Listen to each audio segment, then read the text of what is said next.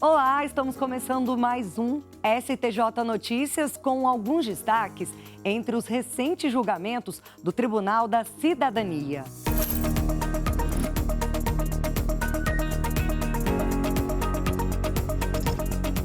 Nesta edição, você vai ver: jornal não terá de indenizar um homem por divulgar com erro o resultado da Mega Sena.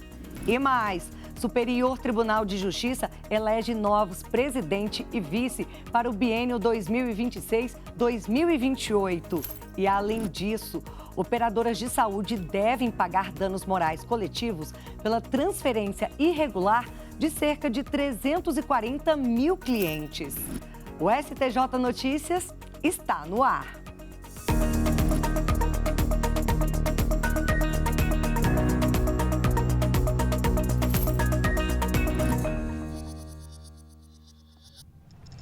Começamos o programa de hoje com a eleição dos novos dirigentes do Superior Tribunal de Justiça.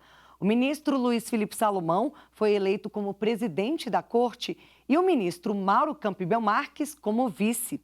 Eles foram escolhidos por unanimidade. Em sessão realizada pelo Pleno, os ministros do Superior Tribunal de Justiça elegeram, por unanimidade em votação secreta, para presidir o STJ durante o biênio 2026-2028, o ministro Luiz Felipe Salomão. Também em votação unânime, para vice-presidente do tribunal, foi eleito o ministro Mauro Campbell Marques. Os novos dirigentes também assumirão o comando do Conselho da Justiça Federal. Atual vice-presidente do STJ, Luiz Felipe Salomão, atua no tribunal desde 2008. Ele foi promotor do Ministério Público de São Paulo e também juiz e desembargador do Tribunal de Justiça do Rio de Janeiro. Ele já ocupou o cargo de ministro do Tribunal Superior Eleitoral e de Corregedor Nacional de Justiça, além de ter sido diretor-geral da Escola Nacional de Formação e Aperfeiçoamento de Magistrados, a Infam. Meu compromisso aqui integral com o empenho de honrar essa missão que os colegas ministros me entregaram de presidir o Tribunal da Cidadania, já desde logo pedindo a todos compreensão e apoio para as tarefas que são inegavelmente de altíssimas responsabilidades, e por isso eu conto com todos e com cada um para essa missão que agora acabam de me confiar e de me honrar. Já o ministro Mauro Campbell, que também está no STJ desde 2008, atuou anteriormente como secretário de Justiça e Segurança Pública do Amazonas, além de fazer parte do Ministério Público Estadual por 21 anos, chegando ao comando da instituição.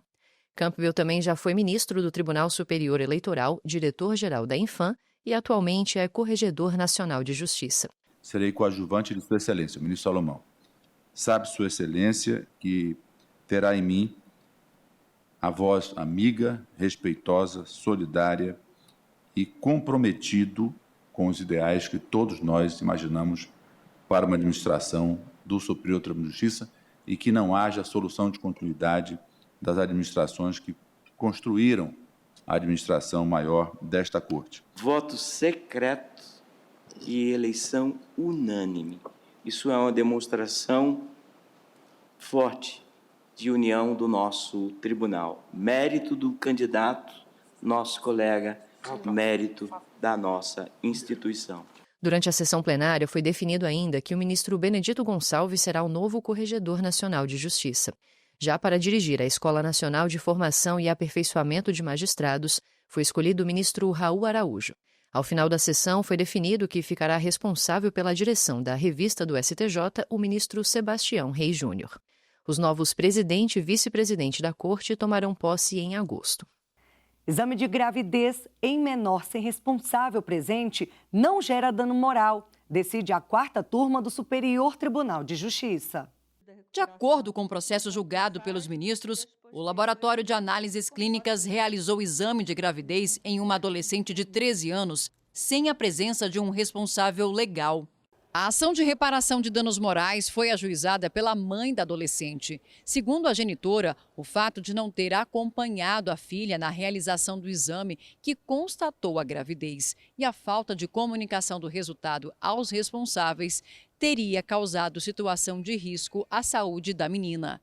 O juízo de primeiro grau reconheceu o defeito na prestação do serviço do laboratório e fixou indenização no valor de R$10 mil. Decisão mantida pelo Tribunal de Justiça do Rio de Janeiro. No recurso especial ao STJ, o laboratório sustentou, entre outras coisas, que a adolescente se apresentou de forma consciente e voluntária, solicitando atendimento reservado e sigilo quanto ao resultado. Ao julgar improcedente o pedido de indenização, a relatora do recurso no STJ, a ministra Isabel Galotti, destacou que, para fazer jus à indenização, seria necessário comprovar prejuízo concreto decorrente da omissão do laboratório no cumprimento de seus deveres legais. Por outro lado, ela ressalvou a possibilidade de adoção de medidas administrativas quanto à falta de notificação às autoridades. Opção do juiz entre múltiplas causas de aumento de pena deve ser sempre pela mais grave.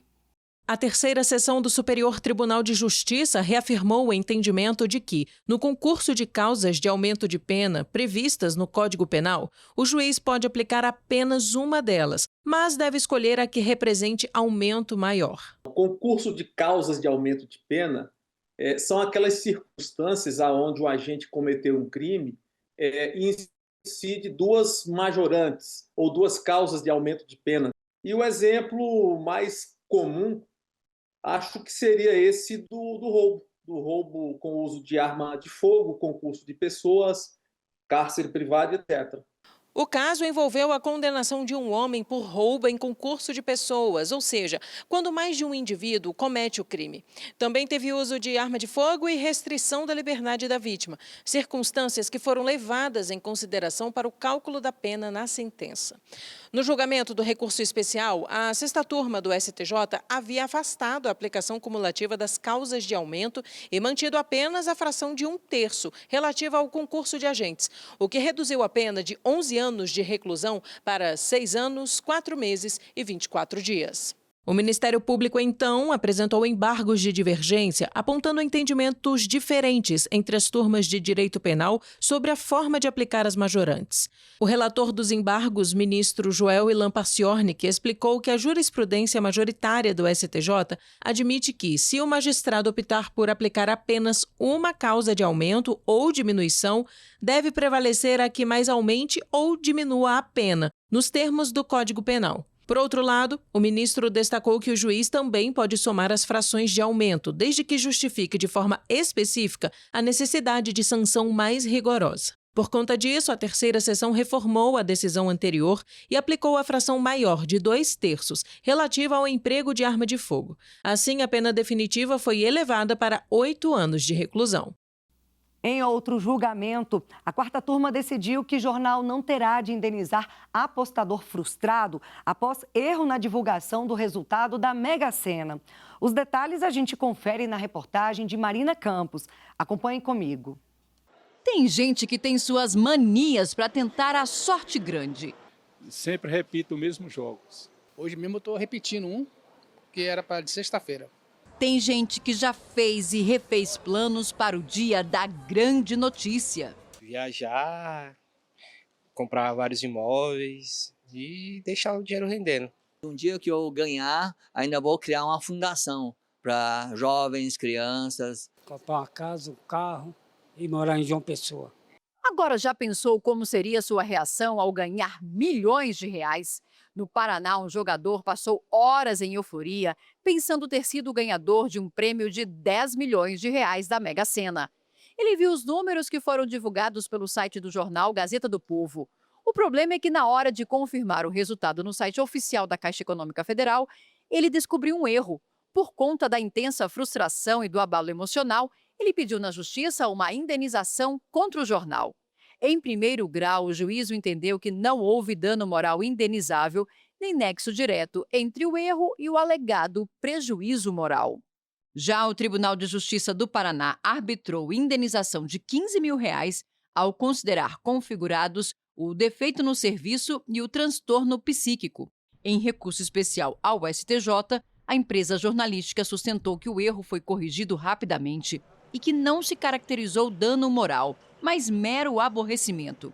A ministra Isabel Galotti, relatora do recurso, destacou que a divulgação de resultado incorreto de loteria configura falha, conforme o Código de Defesa do Consumidor, já que o fornecedor deve prestar informações corretas e confiáveis. No entanto, ressaltou que a simples existência do erro não implica automaticamente o dever de indenizar. Com isso, a quarta turma decidiu que a editora do jornal Gazeta do Povo do Paraná não terá de indenizar o leitor.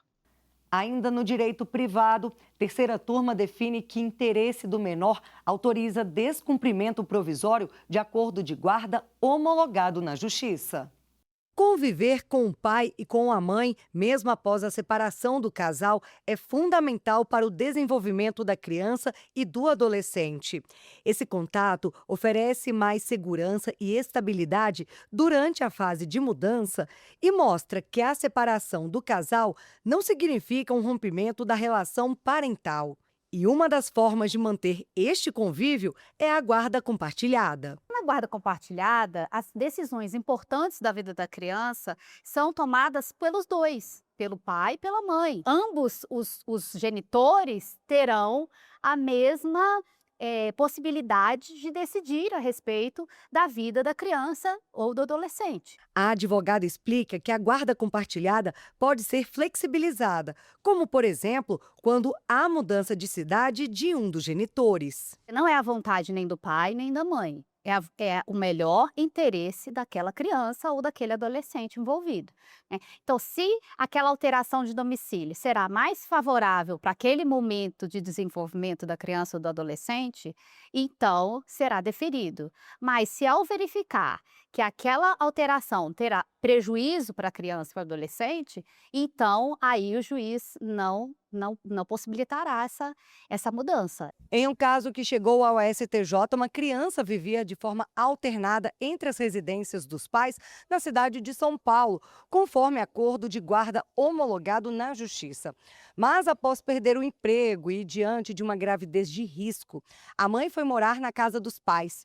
A mulher ajuizou a ação revisional de guarda, enquanto o pai ingressou com cumprimento de sentença, alegando descumprimento do acordo. O Tribunal de Justiça Paulista determinou a expedição de mandado de busca e apreensão e a entrega da criança ao pai. A mãe, então, ingressou com habeas corpus no STJ, sustentando que a filha já estava adaptada à nova rotina. A ministra relatora Nancy Andrighi lembrou que, conforme a jurisprudência do tribunal, a permanência provisória da criança com um dos genitores no contexto de guarda compartilhada não configura por si só situação de risco capaz de justificar o cumprimento imediato de ordem de busca e apreensão.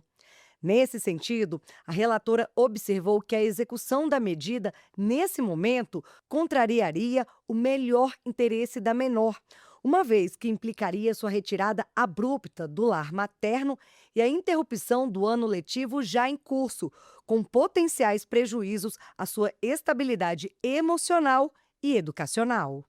Relator vota por homologar sentença italiana contra ex-oficial da Operação Condor e julgamento é suspenso após pedido de vista.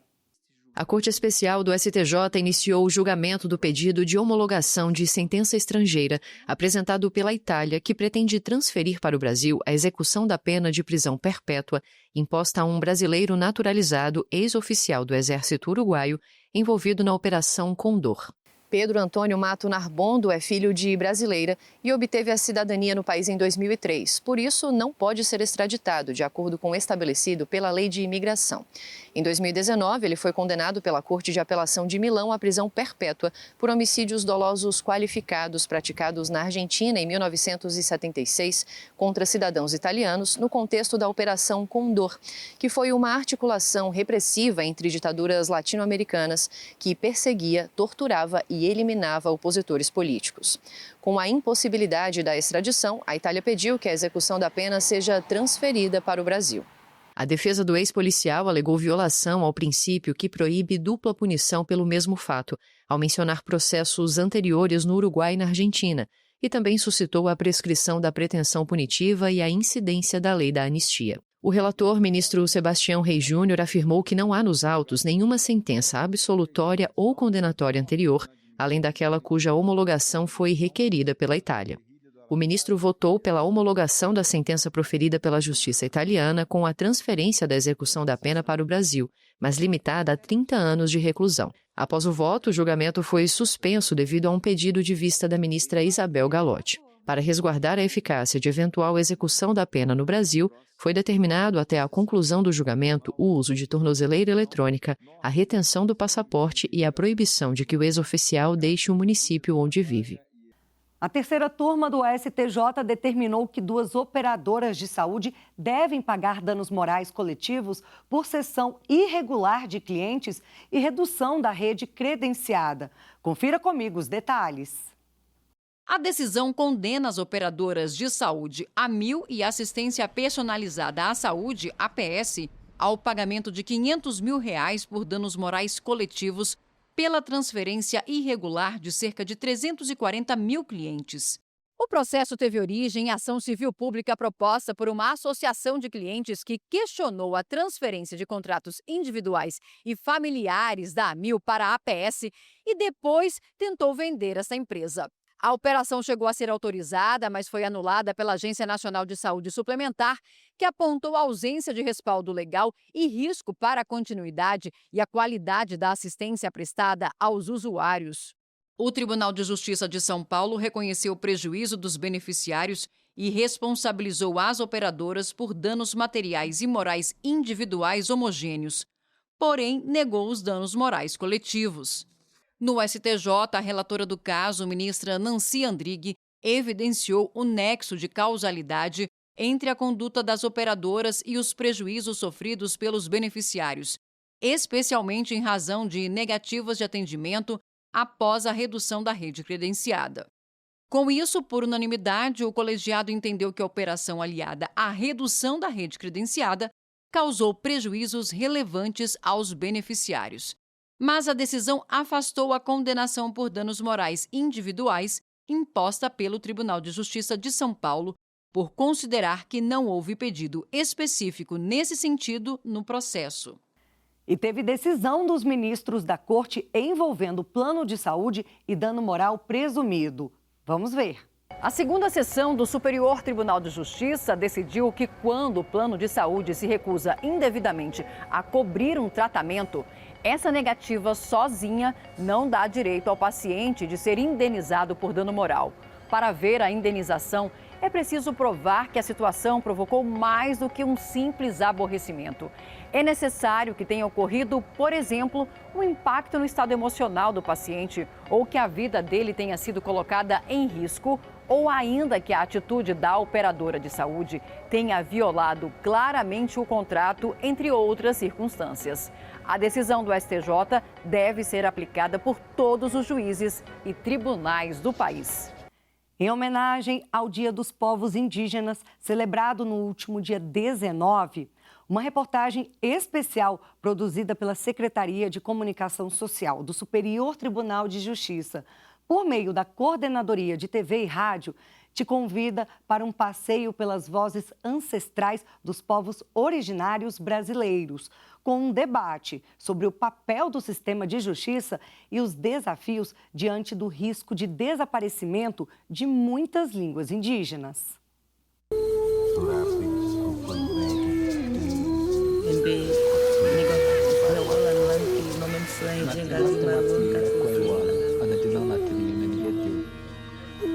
Estamos em Brasília, Distrito Federal. Entre as capitais, Brasília é que tem o terceiro maior número de pessoas que falam línguas indígenas dentro de domicílios, 60. Esse dado é do último censo do IBGE de 2022. A pesquisa mostra que em todo o país, cerca de 475 mil pessoas falam línguas indígenas dentro de casa. Mas o que nós, não indígenas, consideramos casa, para eles é mais do que uma construção, é pertencimento.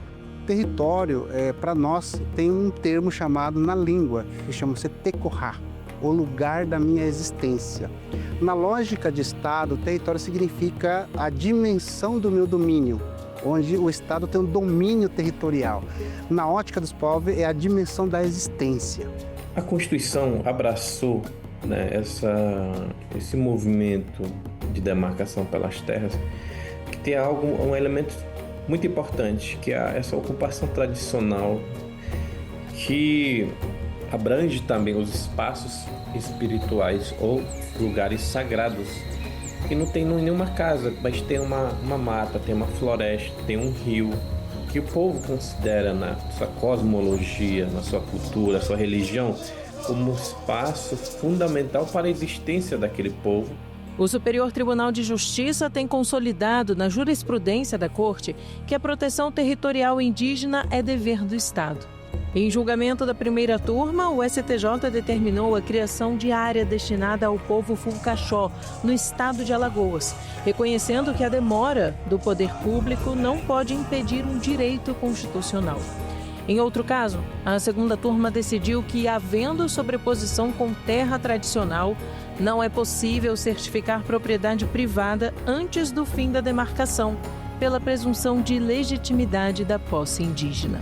Inclusive, a Constituição Federal, no artigo 231, reconhece o direito indígena às terras originalmente ocupadas por essas comunidades e a necessidade de respeitar costumes, crenças, tradições e línguas. As lutas de retomada são lutas que a questão da língua está totalmente enraizada na questão do território.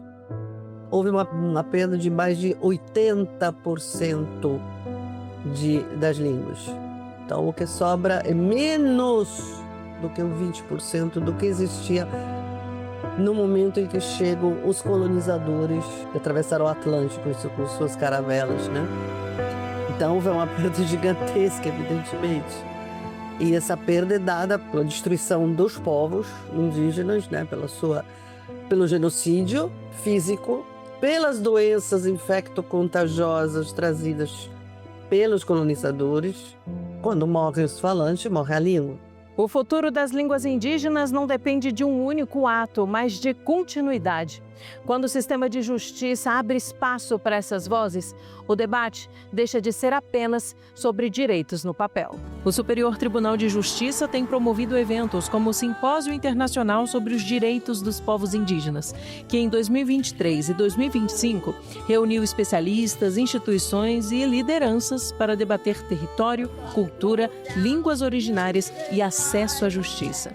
Um espaço de escuta e diálogo, com participação indígena, inclusive em línguas tradicionais. Quando se trata de povos indígenas, é importante levar indígenas para falar também como enxergam as políticas, como pensam que pode haver avanço e como querem cooperar, inclusive, na construção das propostas de políticas públicas. Porque uma língua não sobrevive apenas quando é citada. Ela sobrevive quando é falada e quando é ouvida. Queria dizer, eu fico muito feliz de estar com vocês, conversando, dialogando a todos, para que nós, povos indígenas, podemos colocar em evidência nossa perspectiva, para que nós possamos construir novos caminhos futuros.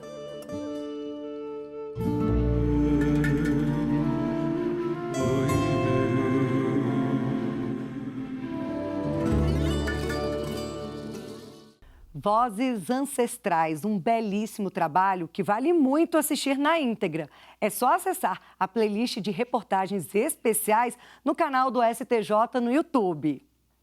Estamos chegando ao fim de mais um STJ Notícias e eu te convido a acompanhar outras decisões e informações do Tribunal que estão disponíveis no site oficial, nas redes sociais e nas plataformas de áudio e no canal do STJ no YouTube. Até semana que vem. Tchau, tchau.